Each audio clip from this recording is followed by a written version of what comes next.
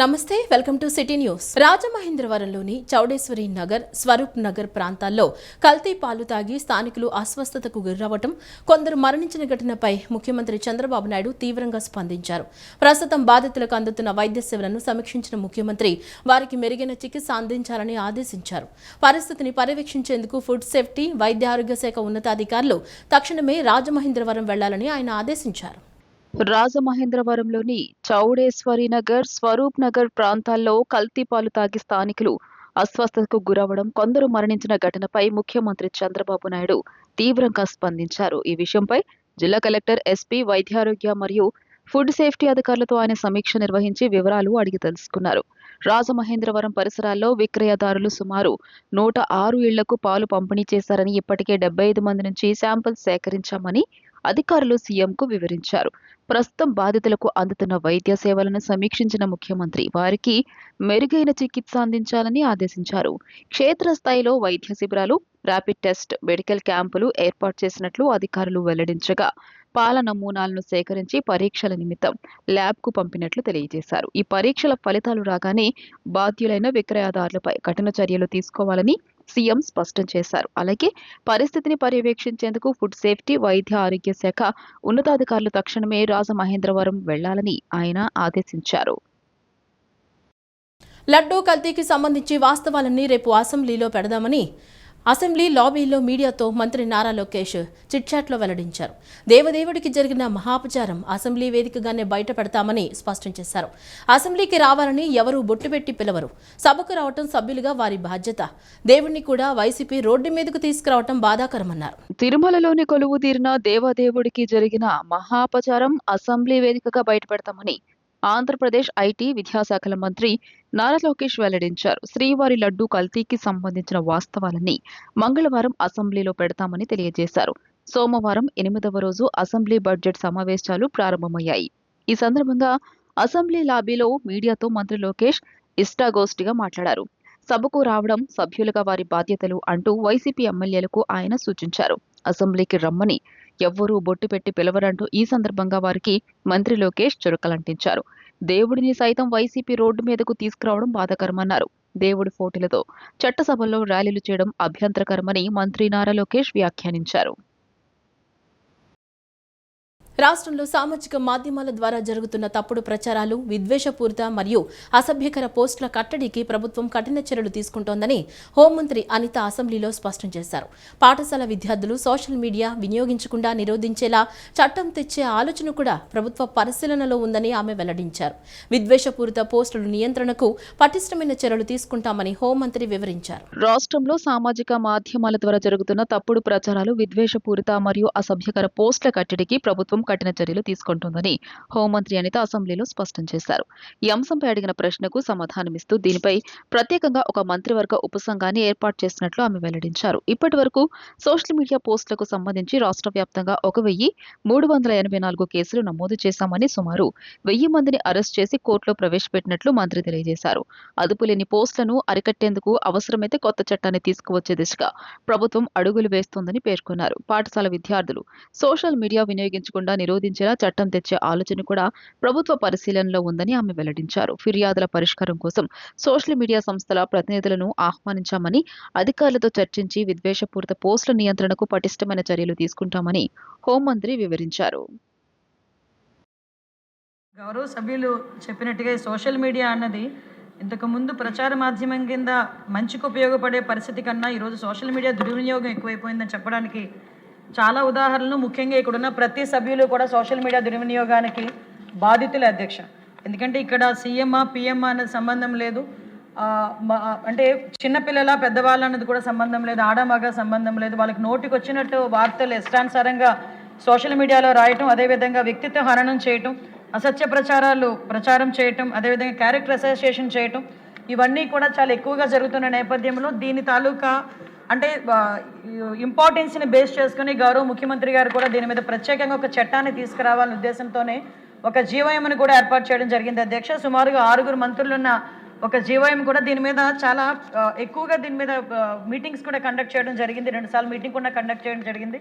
అవి కండక్ట్ చేయడమే కాదు అధ్యక్ష, ఆ మీటింగ్లో కూడా అధ్యక్ష ప్రత్యేకంగా మంత్రులు, అధికారులు అందరితో పాటు ఒక మంచి డిస్కషన్ కూడా జరుగుతుంది అధ్యక్ష. అంటే ఈ సోషల్ మీడియా మీద ఎలాగ మనం మరికట్టాలనే దాని మీద ఉన్న చట్టాలని ఇంకొంచెం స్ట్రెంథనింగ్ చేయడం ఒక ఎత్తు అయితే, ఈ చుట్టుపక్కల మనకి తమిళనాడు, కర్ణాటక, మిగతా రాష్ట్రాల్లో వీటి మీద ఎలాంటి చర్యలు ఉన్నాయి, అవే కాకుండా ఇప్పుడు ఆస్ట్రేలియా, మలేషియా, సింగపూర్, ఫ్రాన్స్ ఇలాంటి దేశాల్లో 16 సంవత్సరాల లోపు ఉన్న బాలబాలికలకు ఎవరైతే ఉన్నారో వాళ్ళందరికీ కూడా సోషల్ మీడియా బ్యాన్ చేసే పరిస్థితి కూడా కనిపించింది అధ్యక్ష. అక్కడ వాళ్ళు ఎలా చేశారో అదే సిస్టమ్ని కనుక మనం ఇక్కడ చేయగలిగితే మనం ఎంతవరకు చేయగలం, మన లా అంతవరకు మనకి సమర్థిస్తుంది అనే విషయాన్ని మీద కూడా ప్రత్యేకంగా దీని మీద దృష్టి పెట్టడం జరిగింది అధ్యక్ష. దాంతోపాటు అధ్యక్ష, ఫస్ట్ టైం ఇప్పుడు కంప్లైంట్స్ ఆఫీసర్స్ ఎవరైతే ఉన్నారో, అంటే ఇప్పుడు మనకి ఈ ట్విట్టర్ కానీ, ఫేస్బుక్ కానీ, ఇన్స్టా కానీ వీటన్నిటికీ సంబంధించి ఈ గూగుల్ మేటా ఎక్సెట్రా వీళ్ళందరికీ కూడా కంప్లైంట్స్ ఆఫీసర్స్ని నెక్స్ట్ మా జీఓఎం మీటింగ్ కూడా వాళ్ళందరినీ కూడా పిలవడం జరిగింది అధ్యక్ష. వాళ్ళందరూ వచ్చిన తర్వాత వాళ్ళందరూ ఇచ్చిన సూచనలు, సలహాలు మేరకు కూడా ఒక కార్యక్రమాన్ని కూడా ఏర్పాటు చేస్తాం అధ్యక్ష. ఇందాక సభ్యులు మేడం ఒక మాట అన్నారు, గౌతు శిరీష గారు, ఈ సోషల్ మీడియాకి సంబంధించి రసీదు ఇస్తున్నారు కానీ పోలీసులు రెస్పాండ్ అవ్వట్లేదని. దయచేసి సభ్యులు కూడా గమనించాలి అధ్యక్ష. సుమారుగా ఇప్పుడు మనకి ఈ 20 నెలల కాలంలో 1384 కేసెస్ రిజిస్టర్ చేయడం అయింది అధ్యక్ష. 1601 మంది అక్యూజ్డ్ ఉంటే 1067 మందిని అరెస్ట్ చేయడం జరిగింది అధ్యక్ష. అయితే గౌరవ సభ్యులకి ఇది ఇంపార్టెంట్ అధ్యక్ష, ఒక్క నిమిషం నాకు టైం ఇవ్వండి. ఎందుకంటే మనకి బిఎన్ఎస్ సెక్షన్ ప్రకారం అధ్యక్ష దీనికి సంబంధించి 299 సెక్షన్ 299 కానీ, సెక్షన్ 300 కానీ, సెక్షన్ 351 కానీ ఇవన్నీ చూసుకుంటే అధ్యక్ష సెక్షన్ 353, సెక్షన్ 356, సెక్షన్ 196 ఇవన్నీ కూడా అధ్యక్ష మనకి 7 సంవత్సరాల లోపు శిక్ష ఉన్నది సెక్షన్స్ అధ్యక్ష. ప్రతి సోషల్ మీడియాలోని కూడా ఎక్కడైనా ఏమైనా కొంచెం మనకు అపకీర్తి పెట్టినట్టు కానీ, క్యారెక్టర్ అసాసియేషన్స్ కానీ అలాంటివి జరిగినా ప్రతి దానికి కూడా కేసు అయితే ఉంది అధ్యక్ష. దానికి సంబంధించి కేసులు కడుతున్నాం. కాకపోతే చాలా మందిలో ఉన్న ఒక అపోహ ఏంటంటే అరెస్టులు చేయట్లేదు అన్నది ఒక అపోహ ఉంది అధ్యక్ష. దీనికి సంబంధించి 41A నోటీస్ ఇచ్చి, ఛార్జ్ షీట్ ఇచ్చి ఇమీడియట్గా కోర్టుకి కూడా సబ్మిట్ చేసుకునే పరిస్థితులు కనిపిస్తున్నాయి అధ్యక్ష. బిఎన్ఎస్ దానివల్ల ఇప్పుడు ఇంకొంచెం చట్టాలని కఠినతరం చేయాలనే ఉద్దేశంతోనే ఈరోజు జీవోఎంను కూడా ఏర్పాటు చేసుకుని యాజ్ ఎర్లీ యాజ్ పాసిబుల్ దాన్ని అసెంబ్లీకి తీసుకొచ్చే పరిస్థితి కూడా తీసుకొస్తామని గౌరవ సభ్యులు కూడా తెలియజెప్పుకుంటున్నాం. రాష్ట్ర వ్యాప్తంగా ఇంటర్ పరీక్షలు ప్రశాంతంగా ప్రారంభమయ్యాయి. విద్యార్థులు వారికి కేటాయించిన పరీక్షా కేంద్రాలకు ఉదయాన్నే చేరుకున్నారు. పరీక్ష రాసేందుకు వచ్చిన విద్యార్థులను ఆయా కళాశాల సిబ్బంది క్షుణ్ణంగా తనిఖీలు చేసి హాలులోకి పంపించారు. సీసీ కెమెరాల పర్యవేక్షణలో విద్యార్థులు పరీక్షలు రాస్తున్నారు. రాష్ట్ర వ్యాప్తంగా ఇంటర్మీడియట్ పరీక్షలు ప్రారంభమయ్యాయి. సోమవారం ఉదయం 9 గంటలకు ఈ పరీక్షలు ప్రారంభమయ్యాయి. రాష్ట్రంలో ఈ ఏడాది ఇంటర్ పరీక్షలకు మొత్తం 10,57,899 మంది విద్యార్థులు హాజరు కానున్నారు. మొదటి సంవత్సరం పరీక్షకు 5,31,275 మంది విద్యార్థులు హాజరయ్యారు. రేపటి నుంచి అంటే మంగళవారం నుంచి మొదలయ్యే ద్వితీయ సంవత్సరం పరీక్షలకు 5,26,264 మంది విద్యార్థులు హాజరు కానున్నారు. పరీక్ష సమయానికి 1 నిమిషం ఆలస్యమైనా అనుమతించబోమని ఇప్పటికే ఇంటర్మీడియట్ బోర్డు స్పష్టం చేసింది. ఈ నేపథ్యంలో విద్యార్థులంతా పరీక్ష ప్రారంభ సమయం కంటే దాదాపు గంట ముందే పరీక్ష కేంద్రాలకు చేరుకున్నారు. ఈ విద్యా సంవత్సరంలో చేపట్టిన సంస్కరణల నేపథ్యంలో మొదటి సంవత్సరం గణితం, physics, chemistry, economics, civics, commerce, history సబ్జెక్టులకు 32 పేజీల బుక్లెట్ ఇవ్వనున్నారు. మిగిలిన బ్యాక్లాగ్ సబ్జెక్టులకు రెండో సంవత్సరం అన్ని సబ్జెక్టులకు 24 పేజీల బుక్లెట్ ను అందజేయనున్నారు. ఈ బుక్లెట్ లోనే విద్యార్థులు జవాబులు రాయాల్సి ఉంటుంది. అదనపు జవాబు పత్రాలు ఇవ్వరు. రాష్ట్రంలో ఏపీ ఫైబర్ నెట్ కు పూర్వ వైభవం తీసుకొచ్చేలా కీలక ప్రక్రియకు ముందడుగు పడింది. సీఎం చంద్రబాబు, కేంద్ర కమ్యూనికేషన్ శాఖ మంత్రి జ్యోతిరాదిత్య సింధియా సమక్షంలో డిజిటల్ భారత్ నిధి ఏపీ ప్రభుత్వం ఎంఓయూ చేసుకుంది. డిజిటల్ కనెక్టివిటీ ద్వారా డిజిటల్ గవర్నెన్స్, ఆన్లైన్ విద్య, టెలిమెడిసిన్, డిజిటల్ చెల్లింపులు, ఈ గవర్నెన్స్ వంటి సేవలను మరింత బలోపేతం కానున్నాయని సీఎం చంద్రబాబు పేర్కొన్నారు. ఏడాదిన్నర కాలంలో రాష్ట్రంలోని ప్రతి ఇంటికి హై స్పీడ్ ఇంటర్నెట్ అందుబాటులో ఉండాలని ముఖ్యమంత్రి చంద్రబాబు నాయుడు తెలియజేశారు. అమెండెడ్ భారత్ నెట్ ప్రాజెక్టుల భాగంగా గ్రామీణ ప్రాంతాల్లో హైస్పీడ్ ఇంటర్నెట్ ను అందించేందుకు అన్ని రకాల చర్యలు తీసుకోవాలని ముఖ్యమంత్రి ఆదేశించారు. టెక్నాలజీ ద్వారా ప్రభుత్వ సేవలను ప్రజలకు చేరవేయాలంటే ప్రతి ఇంటికి డిజిటల్ కనెక్టివిటీ ముఖ్యమని సీఎం వెల్లడించారు. గ్రామీణ ప్రాంతాల్లో డిజిటల్ కనెక్టివిటీ పెంచేలా కేంద్ర రాష్ట్ర ప్రభుత్వాల మధ్య ఆదివారం సీఎం క్యాంపు కార్యాలయంలో కీలక సహకార ఒప్పందం కుదిరింది. సుమారు 5 లక్షల గ్రామీణ ప్రాంతాల్లోని ఇళ్లకు ఫైబర్ కనెక్షన్లు అందించే లక్ష్యంతో అమెండెడ్ భారత్ నెట్ ప్రాజెక్ట్ ఏబీఎన్పీ అమలు చేసేలా ఒప్పందం కుదుర్చుకున్నారు. ఏపీలో ఏబీఎన్పీ అమలుకు 2,432 కోట్ల రూపాయల మేర నిధుల విడుదలకు కేంద్ర ప్రభుత్వం అంగీకరించింది. ఏబీఎన్పి కోసం Andhra Pradesh Bharat net infrastructure limited పేరుతో రాష్ట్ర ప్రభుత్వం ఎస్పీవీ ఏర్పాటు చేసింది. డిజిటల్ భారత్ నిధి రాష్ట్ర ప్రభుత్వం పరస్పరం అంగీకారంతో నిధులు సమకూర్చి ప్రాజెక్టు అమలు చేసేలా చర్యలు తీసుకోనున్నారు. సీఎం చంద్రబాబు, కేంద్ర కమ్యూనికేషన్ శాఖ మంత్రి జ్యోతిరాదిత్య సింధియా, కేంద్ర సహాయ మంత్రి పెమ్మసాని చంద్రశేఖర్, మంత్రి బీసీ జనార్దన్ రెడ్డి సమక్షంలో డిజిటల్ భారత్ నిధి ఏపీ ప్రభుత్వం మధ్య ఎంఓసీ కుదుర్చుకున్నారు. ఈ సహకార ఒప్పందం కార్యక్రమం సందర్భంగా ముఖ్యమంత్రి మాట్లాడుతూ, తొలిసారి ముఖ్యమంత్రి అయినప్పుడు బ్యాండ్ విడ్త్ పెంచామని, బీఎస్ఎన్ఎల్ను అడిగానని, పెంచిన బ్యాండ్ విడ్త్తో టెలికాన్ఫరెన్స్, వీడియో కాన్ఫరెన్స్లు పెట్టేవాడిని అని గుర్తు చేశారు. టెలికాం రంగంలో సంస్కరణలు తీసుకురావాలని నాటి ప్రధాని వాజ్పేయిని కోరానని, అప్పట్లో జాతీయ స్థాయిలో కమిటీ వేస్తే టెలికాం రంగంలో సంస్కరణలు చేపట్టాలని నివేదిక ఇచ్చామన్నారు. ఆ తర్వాత దేశవ్యాప్తంగా డీరెగ్యులేషన్ అమల్లోకి వచ్చిందని వెల్లడించారు. భారతదేశంలో డిజిటల్ విప్లవానికి డిజిటల్ కనెక్టివిటీ ప్రధాని మోదీ, కేంద్ర మంత్రి జ్యోతిరాదిత్య సింధియా చక్కగా పనిచేస్తున్నారు అని ముఖ్యమంత్రి పేర్కొన్నారు. What we are doing today, Naidu Sahab and myself, in essence, is really democratizing the reach of technology to every single citizen in our country. What technology has done in our generation is to really provide that capability for individual prowess, talent, ambition, aspiration to reach the world stage. It is the disintermediation of the intermediary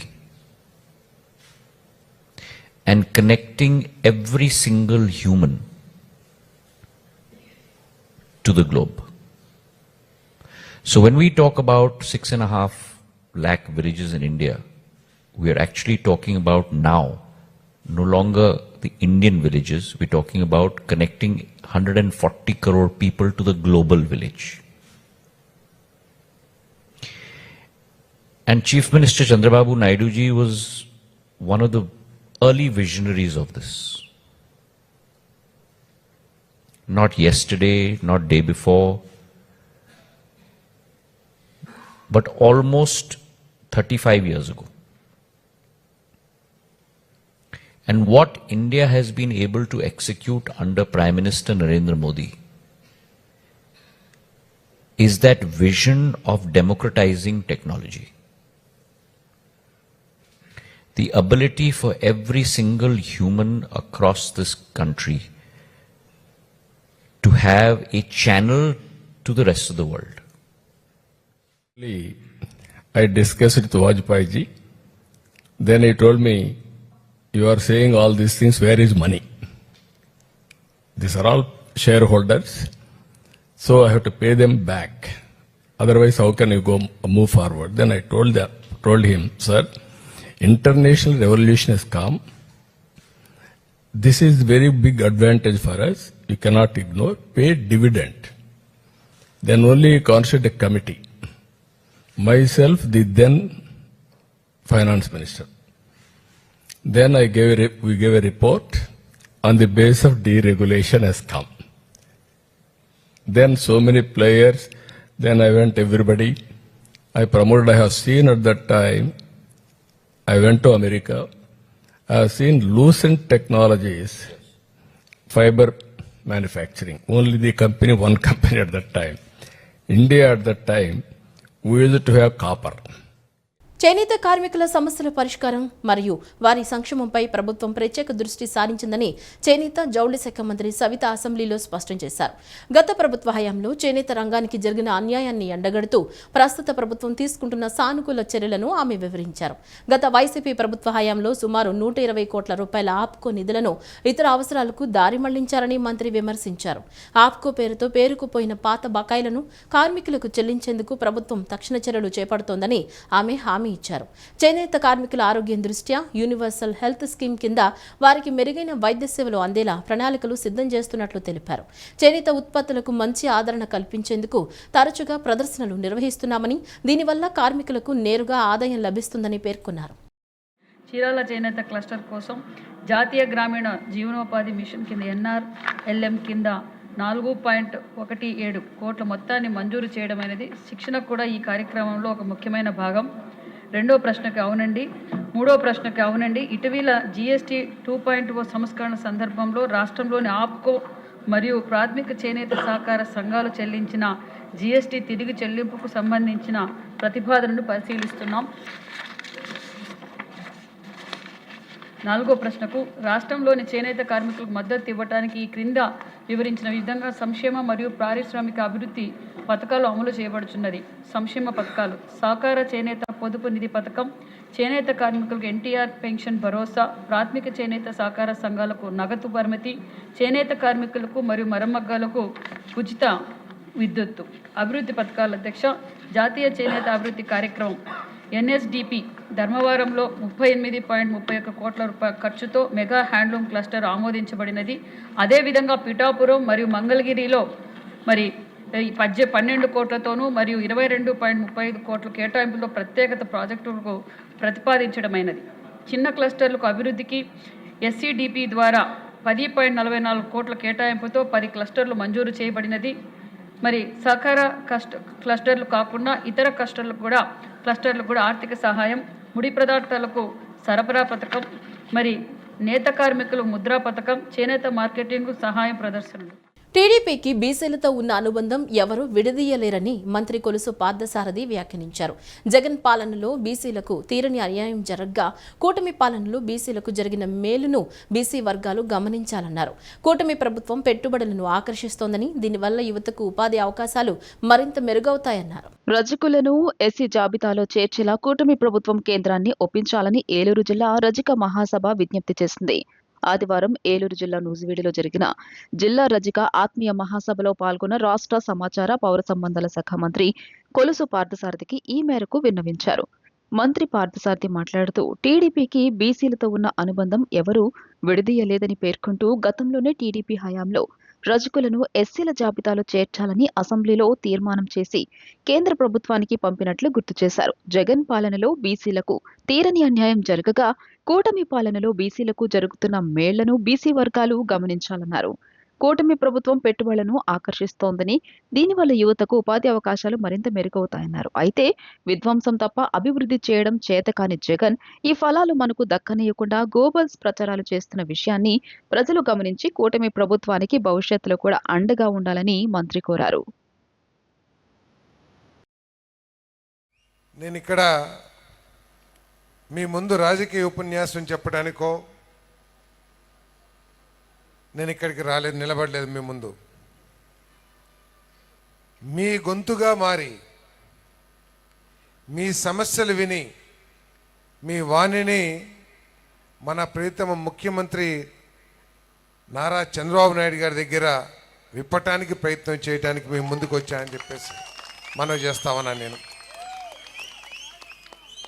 ఎందుకంటే బలహీన వర్గాల గురించి ఆలోచించి బలహీన వర్గానికి ఏదో చేయాలి అనే ఆలోచన ఉన్న పార్టీ తెలుగుదేశం పార్టీ అని చెప్పేసి మీ అందరికీ మనవి చేస్తాను. నేను ఈ రాష్ట్ర రాజకీయ రంగంలో బలహీన వర్గాలకి గుర్తింపు వచ్చిందంటే అది ఎన్టీ రామారావు గారు తెలుగుదేశం పార్టీ తర్వాతే అని చెప్పక తప్పదని చెప్పేసి కూడా మనవి చేస్తామని నేను చాలా సంవత్సరాలు తెలుగుదేశం పార్టీ వ్యతిరేక పార్టీల్లో ఉన్నాను. నేను ఆ పార్టీలో కూడా మేము చాలా స్పష్టంగా చెప్పుకునేవాళ్ళం, బలహీన వర్గాలందరూ కూడా తెలుగుదేశం పార్టీనే సపోర్ట్ చేస్తారని చెప్పేసి. రేచర్ల బ్రహ్మనాయుడు తాండ్ర పాపారాయ చారిటబుల్ ట్రస్ట్ ఆధ్వర్యంలో దివంగత నేత ఎర్రన్నాయుడు జయంతి వర్ధంతి కార్యక్రమాలు నిర్వహిస్తున్నామని ట్రస్ట్ వ్యవస్థాపకులు మడిచెర్ల వెంకటేశ్వరరావు తెలిపారు. ఆయన ఆశయ సాధనే లక్ష్యంగా రాజకీయాలకు అతీతంగా ప్రజలకు సేవ చేసిన మహానుభావుడిని స్మరించుకుంటూ పలు సేవా కార్యక్రమాలు చేస్తున్నట్లు పేర్కొన్నారు. ఆయన భౌతికంగా మన మధ్య లేకపోయినా ఆయన చేసిన మంచి పనులు ఎప్పటికీ స్మరణీయమే అని ట్రస్ట్ సభ్యులు ఈ సందర్భంగా కొనియాడారు. కేంద్ర మాజీ మంత్రి దివంగత కింజరపు ఎర్రంనాయుడు 69వ జయంతి వేడుకలు విజయవాడ నగరంలో ఘనంగా నిర్వహించారు. ఈ సందర్భంగా రేచర్ల బ్రహ్మనాయుడు తాండ్ర పాపారాయ చారిటబుల్ ట్రస్ట్ ఆధ్వర్యంలో పలు సేవా కార్యక్రమాలు చేపట్టారు. ఇందులో భాగంగా చలసాని వెంకటరత్నం ప్రభుత్వ పాఠశాల విద్యార్థులకు వారి అవసరాల మేరకు భోజన పళ్ళాలు, పుస్తకాలను పంపిణీ చేశారు. ఈ సందర్భంగా ట్రస్ట్ ప్రతినిధులు మడిచెర్ల వెంకటేశ్వరరావు, బంకుర వెంకటేశ్వరరావు మాట్లాడుతూ 2014 నుండి ప్రతి సంవత్సరం ఎర్రంనాయుడు జయంతి వర్ధంతి కార్యక్రమాలను నిర్వహిస్తున్నామని తెలియజేశారు. ఆయన ఆశయ సాధన లక్ష్యంగా రాజకీయాలకు అతీతంగా ప్రజలకు సేవ చేసిన మహానుభావుడిని స్మరించుకుంటూ ఈ కార్యక్రమాలు చేస్తున్నట్లు పేర్కొన్నారు. ఈ ఉదయం 8:30 మంత్రి అచ్చెన్నాయుడు క్యాంపు కార్యాలయంలో ఎర్రంనాయుడు విగ్రహానికి పూలమాలలు వేసి ఘనంగా నివాళులు అర్పించారని చెప్పారు. గత ఏడాది ఇదే స్కూల్కు దాతల సహకారంతో 3 ఫ్యాన్లను కూడా అందజేసినట్లు ట్రస్ట్ సభ్యులు గుర్తు చేశారు. కేవలం ఈ పాఠశాలనే కాకుండా వడ్డేశ్వరంలోని ప్రభుత్వ పాఠశాలల్లో కూడా నిరంతరం సేవా కార్యక్రమాలు నిర్వహిస్తున్నామని వారు తెలియజేశారు. బీసీ కులమే తనను ఈ స్థాయికి తెచ్చిందని గర్వంగా చెప్పుకున్న గొప్ప నాయకుడు ఎర్రంనాయుడు అని అన్నారు. ఆయన భౌతికంగా మన మధ్య లేకపోయినా ఆయన చేసిన మంచి పనులు ఎప్పటికీ స్మరణీయమే అని ట్రస్ట్ సభ్యులు ఈ సందర్భంగా కొనియాడారు. విజయవాడ నగరంలో 2014 నుంచి ఈ రోజు దాకా ఎర్రనాయుడు గారిది కానీ ఆయన పుట్టినరోజు కానీ జయంతి కానీ మేము ప్రతి స్కూల్లో కూడా వాళ్ళకి ఏం కావాలని అడిగి ఇది చేస్తున్నాం. ఇది 69వ జయంతి సందర్భంగా ఈ స్కూల్లో చలసాని వెంకటరత్నం స్కూల్ పిల్లలకి పళ్ళాలు బుక్స్ కావాలని అంటే మేము వాళ్ళకి ఇది చేసాం. పోయిన సంవత్సరం పుట్టినరోజుకి వేరే దాతల సహకారంతో 3 ఫ్యాన్లు వాళ్ళకి ఏం కావాలంటే అవి చేస్తున్నాం. ప్రతి సంవత్సరం కూడా ఇలా ఎర్రనాయుడు గారి వర్ధంతి కానీ జయంతి కానీ మేము ఎన్నో కార్యక్రమాలు చేస్తున్నాం. అన్న మహానుభావుడు కోసం స్మరించుకుంటూ ఇట్లాగా ప్రతి సంవత్సరం కూడా మా చారిటబుల్ ట్రస్ట్ వలన మేము ఆ మహానుభావుని స్మరించుకుంటూ మా మధ్యనే ఉన్నట్టు మాతో కలిసి ప్రయాణం చేస్తున్నట్టే మాకు అనిపిస్తుంది. అది గుర్తుంచుకోవడం కోసమే ప్రతి సంవత్సరం కూడా ఈ రేచర్ల బ్రహ్మనాయుడు తాండ్ర పాపారాయుడు చారిటబుల్ ట్రస్ట్ తరపున ఇక మాకు తెలిసినటువంటి మాకు అందుబాటులో ఉన్నటువంటి కొన్ని ప్రభుత్వ పాఠశాలల్లో ఇక్కడనే కాదు మేము వడ్డేశ్వరం స్కూల్లో కూడా అక్కడ కూడా మేము చేస్తున్నాము. అట్లాగా లాస్ట్ ఇయర్ అక్కడ చేశాము. ఇట్లాగే ముందు ముందు కూడా ఆ మహానుభావుని చూసుకుంటూ మాలో ఒకటిగానే మేము గుర్తుంచుకోవాలని ఈ పిల్లలకి మాకు తోచినటువంటి మా సభ్యుల అందరి సహకారంతో ఉడతా భక్తిగా ఈ సృష్టిలో దేన్నైనా ఉంటుంది ఫస్ట్ తల్లి, తర్వాత తండ్రి, గురువు, దైవం. వీటిలన్నిటికన్నా ముఖ్యమైనది విద్య అనేది మనిషికి ఆయుధం. డబ్బు కాదు శాశ్వతం, ఇవాళ ఉంటుంది రేపు పోతాయి. విద్య ఎవరు దొంగిలించలేనిది విద్య. ఈ విద్యార్థులందరినీ కూడా మేము కోరుకునేది ఏంటంటే అందరూ ఉన్నతమైన విద్యలు చదువుకొని మన జీవితాన్ని మనమే సాగించుకోవాలని నా కోరిక. విజయవాడ ఇంద్రకీలాద్రిపై వేంచేసి ఉన్న శ్రీ దుర్గా మల్లేశ్వర స్వామి వార్ల దేవస్థానంలోని మహామండపంలోని 7వ అంతస్తులో గల కళావేదిక వద్ద వల్లి దేవసేన సమేత సుబ్రహ్మణ్య స్వామి వారి కళ్యాణం అత్యంత వైభవంగా జరిగింది. సోమవారం ఫాల్గుణ శుద్ధ షష్ఠిని పురస్కరించుకుని ఇంద్రకీలాద్రిపై విశేష కార్యక్రమాలు నిర్వహించారు. ప్రతి నెల వచ్చు షష్ఠి తిథి సందర్భంగా శాస్త్రోక్తంగా జరిగిన ఈ కళ్యాణ మహోత్సవంలో అర్చకులు స్వామి అమ్మవార్లకు ప్రత్యేక పూజలు నిర్వహించి లోక కళ్యాణార్థం క్రతువును పూర్తి చేశారు. ఈ కార్యక్రమంలో ఆలయ ధర్మకర్తల మండలి చైర్మన్ బొర్రా రాధాకృష్ణ స్వయంగా పాల్గొని స్వామి అమ్మవార్లకు పట్టు వస్త్రాలు, తలంబ్రాలను సమర్పించారు. ఈ కళ్యాణంలో పాల్గొని ప్రత్యేక పూజలు నిర్వహించారు. భక్తుల సౌకర్యార్థం మహామండపంలో అన్ని ఏర్పాట్లు చేసినట్లు ఆలయ అధికారులు తెలిపారు. ఈ కళ్యాణాన్ని వీక్షించేందుకు భక్తులు తరలివచ్చారు.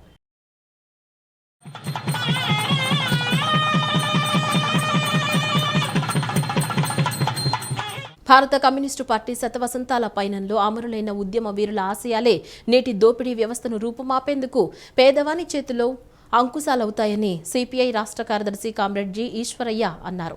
దేశంలో జీవించే ప్రతి పౌరునికి సమానంగా జీవించే హక్కు, విద్య, ఉపాధి అవకాశాలు కలిగినప్పుడే నిజమైన సామాజిక న్యాయం జరిగినట్లని వెల్లడించారు. భారత కమ్యూనిస్టు పార్టీ శతవసంతాల పయనంలో అమరులైన ఉద్యమ వీరుల ఆశయాలే నేటి దోపిడీ వ్యవస్థను రూపుమాపేందుకు పేదవాని చేతిలో అంకుశలవుతాయని సిపిఐ రాష్ట్ర కార్యదర్శి కామ్రేడ్ జి ఈశ్వరయ్య అన్నారు. స్థానిక సిపిఐ 22వ డివిజన్ పార్టీ ఆధ్వర్యంలో శతవసంతాల ముగింపు వేడుకల సందర్భంగా అమరవీరుల సంస్మరణ సభ ఏర్పాటు చేయడం జరిగింది. తొలుత ఈ సందర్భంగా స్థానిక 22వ డివిజన్ ఆధ్వర్యంలో కృష్ణలంక చలసాని భవన్ నుండి యలమంచిలి రామశేషయ్య భవన్ వరకు ప్రజా ప్రదర్శన నిర్వహించడం జరిగింది. అనంతరం డివిజన్ కార్యదర్శి మూలి శివనారాయణ స్వాగతోపన్యాసం చేయగా నగర కార్యదర్శి వర్గ సభ్యులు మూలి సాంబశివరావు అధ్యక్షతన జరిగిన బహిరంగ సభలో కామ్రేడ్ ఈశ్వరయ్య ముఖ్య అతిథిగా పాల్గొన్నారు. ఈ సందర్భంగా ఈశ్వరయ్య మాట్లాడుతూ స్వాతంత్రానికి పూర్వం, స్వాతంత్రం అనంతరం ఎంతో మంది అమరవీరులు బాసిన సంఖ్యలను వ్యతిరేకంగా, బ్రిటిష్ సామ్రాజ్యవాదానికి వ్యతిరేకంగా ఎంతో మంది విప్లవకారుల సమిష్టి నిర్మించుకున్న కమ్యూనిస్టు పార్టీ శతవసంతాలు పూర్తి చేసుకున్న సందర్భంగా ఈ సుదీర్ఘ కమ్యూనిస్టుల ప్రయాణంలో అసువులు బాసిన అమరుల దోపిడీ వ్యవస్థ లేని సమాజ స్థాపనే లక్ష్యంగా పనిచేసి అనేక ఉద్యమాలు, పోరాటాలు నిర్వహించి అమరత్వాన్ని పొందినప్పటికీ నేటికి వారి ఆశయాల వారసత్వాన్ని పుణికిపుచ్చుకుని అనేక మంది కమ్యూనిస్టు భావజాలంతో వర్గ దోపిడీ లేని లౌకిక సమాజ స్థాపనకు అనేక పోరాటాలు చేస్తున్న నాయకత్వానికి వారి త్యాగాలే ఇంధనంగా పనిచేస్తున్నాయి అనడంలో ఎలాంటి సందేహం లేదు అని అన్నారు. సిపిఐ నగర కార్యదర్శి జి కోటేశ్వరరావు మాట్లాడుతూ అమరవీరుల త్యాగాలను స్ఫూర్తిగా తీసుకుని నేటితరం మరింత ఉత్సాహంగా ప్రజా సమస్యలపై పోరాటాల ద్వారా ప్రజా సమస్యల పరిష్కారానికి కృషి చేయడం, వాటి కార్యక్రమాల ద్వారా పార్టీని మరింత బలోపేతం చేయాలని పార్టీ శ్రేణులకు పిలుపునిచ్చారు. ఈరోజు 100 సంవత్సరాల కమ్యూనిస్టు పార్టీ ఉద్యమాన్ని స్మరిస్తూ ఈ ఉద్యమాన్ని 100 సంవత్సరాల పాటు నడిపే దాంట్లో ఈ ప్రాంతంలో అనేక మంది కమ్యూనిస్టు పార్టీ నాయకులు అమరులైనటువంటి చరిత్ర ఉంది. ఆ చరిత్రను మళ్ళీ ఒకసారి నెమరు వేసుకుంటూ భవిష్యత్ పోరాటాలకు పునరంకితం అవుదామని చెప్పి ప్రతిజ్ఞ పొందుతూ భవిష్యత్తులో మరింత పెద్ద ఎత్తున ఈ దేశంలో, రాష్ట్రంలో ప్రజలు ఎదుర్కొన్నటువంటి సమస్యలపైన కమ్యూనిస్టు పార్టీ చాలా పెద్ద ఎత్తున సమరశీల పోరాటాలకు సిద్ధమవుతూ ఉంది. నరేంద్ర మోడీ గారి నాయకత్వంలో దేశం అప్పుల కుప్పగా మారిపోయినటువంటిది. దేశంలో ఉన్నటువంటి సహజ వనరులన్నీ కూడా ఆదాని, బదాని లాంటి కార్పొరేట్ కంపెనీలకు కట్టబెట్టి ఈరోజు దేశంలో సంవత్సరాల తరబడి పోరాటం చేసి సాధించుకున్నటువంటి ఎల్ఐసీలు కానీ, బ్యాంకులు కానీ, రైల్వేలు కానీ, విమానాశ్రయాలు కానీ ఇలాంటి ప్రభుత్వ రంగ సంస్థలన్నింటినీ ఒక్కొక్కటే తెగనమ్ముతూ ప్రైవేట్ రంగాన్ని ప్రోత్సహిస్తున్నటువంటి నరేంద్ర మోడీ గారి విధానాలు రోజు రోజుకు తీవ్రం అవుతూ ఉన్నాయి. అదే నేపథ్యంలోనే కార్మికులకు వ్యతిరేకపరమైనటువంటి చట్టాలు తీసుకొని వచ్చాడు. 29 రకాల కార్మికుల చట్టాలుంటే వాటి 4 కోడ్స్గా మార్చి ఈరోజు కార్మికులు సంఘాలు పెట్టుకునేదానికి, సమావేశాలు ఏర్పాటు చేసుకునేదానికి, సమాన పనికి సమాన వేతనం అడిగేదానికి కూడా అవకాశం లేకుండా ఒక నియంతృత్వ పద్ధతుల్లో ఈరోజు పరిపాలనకి తీసుకొని వస్తున్నారు. రాజ్యాంగ వ్యవస్థలన్నింటినీ కూడా తన గుప్పెట్లో పెట్టుకొని శాసించేటువంటి స్థితికి వెళ్ళిపోయినటువంటి సందర్భం కళ్ళ ముందు కనిపిస్తూ ఉంది. ప్రశ్నించేవాడు ఏ ఒక్కరు కూడా ఉండడానికి వీల్లేదని చెప్పి ఈరోజు నరేంద్ర మోడీ గారి ప్రభుత్వం ఆ వైపులో ప్రయాణం చేస్తున్నటువంటి నేపథ్యం. ఇక్కడ రాష్ట్రంలో చంద్రబాబు నాయుడు గారు, పవన్ కళ్యాణ్ గారు కూడా సమస్యలను పక్కదారి పట్టించడానికి రోజువారీ లడ్డు అనేటువంటి పద్ధతిలో ఆ లడ్డు చుట్టూ రాజకీయాన్ని తిప్పుతున్నారు తప్ప రాష్ట్రానికి రావాల్సినటువంటి నిధుల వాటాకు సంబంధించి మాట్లాడలేదు. రాష్ట్రంలో బీసీలకు సంబంధించిన 5 అంశాలను మార్చి 31లోగా నెరవేర్చాలని, లేకుంటే ఏప్రిల్ 11న జ్యోతిరావు పూలే జయంతి సందర్భంగా విజయవాడలో ఆమరణ నిరాహార దీక్ష చేపడతానని బీసీవై పార్టీ అధ్యక్షుడు బోడే రామచంద్ర యాదవ్ హెచ్చరించారు. హైదరాబాద్లో జరిగిన అన్యాయం అమరావతిలో జరగనివ్వమని, ఇది భిక్ష కాదు, బీసీల హక్కు అని అన్నారు. సమగ్ర కులగణన జరపాలని, తమ జనాభా ఎంతో తేల్చి తమ రిజర్వేషన్లు తమకు ఇవ్వాలని, బీసీలకు 44% రిజర్వేషన్లు కల్పించాలని కోరారు. రాష్ట్రంలో బీసీలకు సంబంధించిన 5 అంశాలను మార్చి 31లోగా నెరవేర్చాలని, లేకుంటే ఏప్రిల్ 11న జ్యోతిరావు పూలే జయంతి సందర్భంగా విజయవాడలో ఆమరణ నిరాహార దీక్ష చేపడతానని బీసీవై పార్టీ అధ్యక్షుడు బోడే రామచంద్ర యాదవ్ తెలియజేశారు. గుంటూరు జిల్లాలో ఆచార్య నాగార్జున విశ్వవిద్యాలయం ఎదుటికల ప్రాంగణంలో ఆదివారం నిర్వహించిన బీసీ సింహగర్జన సభలో ఆయన మాట్లాడారు. బీసీ రక్షణ చట్టం తక్షణం అమలు చేయాలని డిమాండ్ చేశారు. జగన్ హయాంలో దాడులు జరిగాయని చెప్పి ఇప్పుడు కూటమి అధికారంలోకి వచ్చి 20 నెలలైనా రక్షణ చట్టం చేయలేదన్నారు. రాజధానిలో బీసీలకు 1000 ఎకరాలు కేటాయించాలన్నారు. హైదరాబాద్లో జరిగిన అన్యాయం అమరావతిలో జరగనివ్వమని, ఇది భిక్ష కాదు బీసీల హక్కు అన్నారు. సమగ్ర కులగణన జరపాలని, తమ జనాభా ఎంతో తేల్చి తమ రిజర్వేషన్లు తమకు ఇవ్వాలని, బీసీలకు 44% రిజర్వేషన్లు కల్పించాలని కోరారు. 1983లో టీడీపీ హామీ ప్రకారం చట్టసభల్లో బీసీలకు 44% రిజర్వేషన్లు అమలు చేశాకే స్థానిక సంస్థల ఎన్నికలకు వెళ్లాలని సూచించారు. బీసీ కార్పొరేషన్లకు వెంటనే నిధులు కేటాయించాలన్నారు. పేరుకే పదవులు ఇచ్చి నిధులు ఇవ్వకుండా మోసం చేయడం ఆపాలన్నారు. ఈ 5 డిమాండ్లను నెరవేర్చడానికి ప్రభుత్వానికి 30 రోజుల సమయం ఇస్తున్నాను. లేని పక్షంలో ఏప్రిల్ 11న పూలే జయంతి రోజున విజయవాడలో ఆమరణ నిరాహార దీక్షకు దిగుతా. ఇది మరో కురుక్షేత్రానికి నాంది అని రామచంద్ర యాదవ్ హెచ్చరించారు. ఈరోజు మిగిలిన సామాజిక వర్గాలందరినీ కూడా కోరుకుంటున్నాను, మీరందరూ కూడా ముందుకు రండి. కాపుల ముందుకు రండి, దళితుల ముందుకు రండి, మిగిలిన సామాజిక వర్గాలకు ముందుకు రండి. మీ యొక్క వాటా ఏంటో రాజధాని ప్రాంతంలో తేల్చుకోండి. ఇప్పుడు తేల్చుకోనట్టయితే భవిష్యత్తులో మన పిల్లలకు అంధకారం తప్ప మరొక్కటి ఏమీ ఉండదు అని చెప్పి ఈ సందర్భంగా బీసీలతో పాటు మిగిలిన అందరినీ కూడా పిలుపునిస్తున్నాను. మీరు పోరాటం చేయడానికి నిద్దపడితే మీ పోరాటానికి బీసీవై పార్టీ మద్దతు ఉంటుంది, నా మద్దతు ఉంటుంది. అందరం ముందుకు రండి, కలిసి పోరాటం చేద్దాం, మన హక్కులను సాధించుకుందామని చెప్పి ఈ సందర్భంగా ప్రతి ఒక్కరిని కూడా పిలుపునిస్తున్నాను. ఈ వార్తలు ఇంతటితో సమాప్తం. నమస్కారం.